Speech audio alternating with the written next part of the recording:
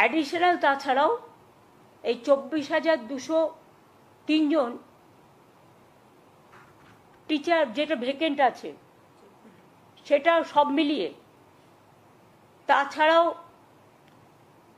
আরও অ্যাডিশনাল আমরা কিছু ভ্যাকেন্সিস ক্রিয়েট করেছি, কারণ আমাদের অনেক খালি পোস্ট আছে। আমি আপনাদের আগেই বলেছি 11,517 ভ্যাকেন্সিস ফর 9 and 10, এটা অ্যাডিশনাল, এবং 6,912 ফর 11 and 12 টিচারদের জন্য এক্সট্রা পোস্টও করা হচ্ছে। আর 571 জনের জন্য গ্রুপ সি এবং 1000 গ্রুপ ডির জন্যও করা হচ্ছে। তাহলে total vacancies propose to B filled up 44,203। মোট ভ্যাকেন্সিস 44,203। ক্লাস 9-10 চাকরিহারাদের নিয়ে 23,212, ক্লাস 11-12 চাকরিহারাদের নিয়ে 12,514, গ্রুপ সি 2,989। মানে যারা অনলাইনে অ্যাপ্লিকেশন করতে পারবেন 16 জুন পর্যন্ত। Last date of online application 14 July করা হয়েছে, হাতে সময় রাখা হয়েছে যাতে রিভিউ হতে যদি টাইমটা বেশি লাগে, সেই জন্য আমরা ইচ্ছা করেই 2 মাস হাতে টাইম রেখেছি। পাবলিকেশন অফ প্যানেল আমরা 15ই নভেম্বর করেছি, কারণ আমাদের ডিসেম্বরের মধ্যে করতে বলেছে। আর কাউন্সেলিং যেটা কমেন্সমেন্ট হবে সেটা 20 নভেম্বর। এখানে যা হয় সিস্টেম অনুযায়ী, যেহেতু কোর্ট বলে দিয়েছে, আমরা কিন্তু বলছি না, এটা কোর্টের order. Written test, scrutiny, challenge, result publication, interview etcetera shall be completed in the mean time.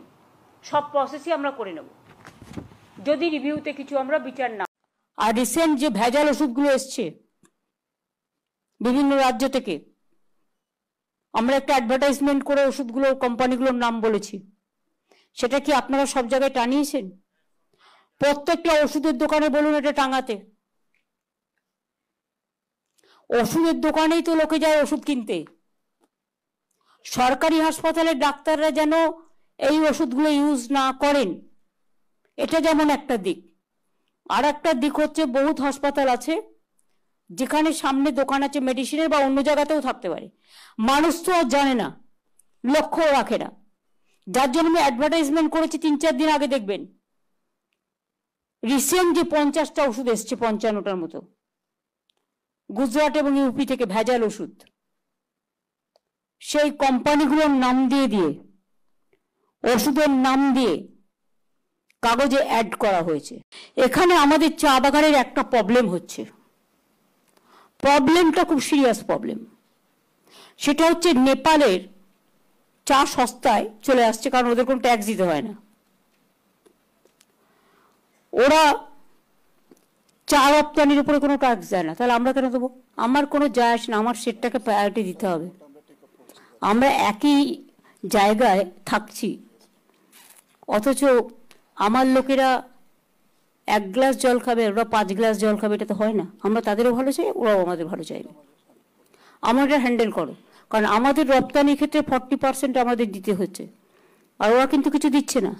ফলে ওদের চাটা চলে আসছে এখানে, আর ফলে আমাদের চা যারা বিক্রি করছে তাদের মধ্যে অনেক ডিফেকশন থাকছে, এটা ঢুকে যাচ্ছে, মিশিয়ে দিচ্ছে।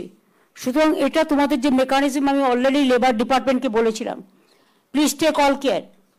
এবং টি বোর্ডকে বলো, টি বোর্ডে তো বেঙ্গলের একজন কাডার আছে, ওটা শুনবে কিনা আমি জানি না।